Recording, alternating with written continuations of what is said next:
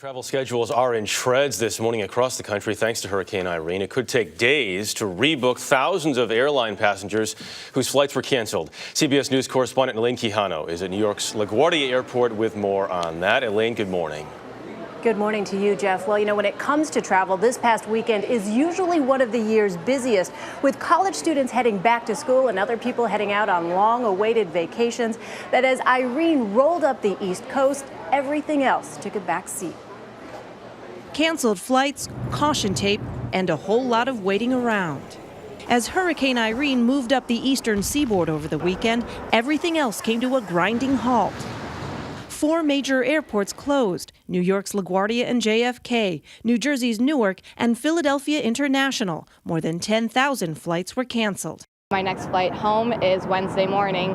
I'll be working from here somehow.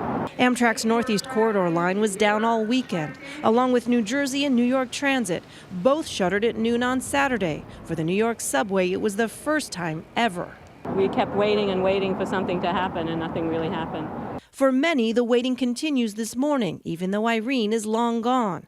All 3 New York area airports are up and running. Philadelphia's will be around noon. But if you're traveling to or from the Atlantic seaboard, expect limited service at best. We are particularly concerned about flooding because the continuing rains can end up having an impact well beyond the immediate center of the storm. Flooding is still a big issue, especially for trains. Most Amtrak services between Philadelphia and Washington resumed this morning, but all services between Philadelphia and Boston remain canceled due to flooding, debris on tracks, and power issues.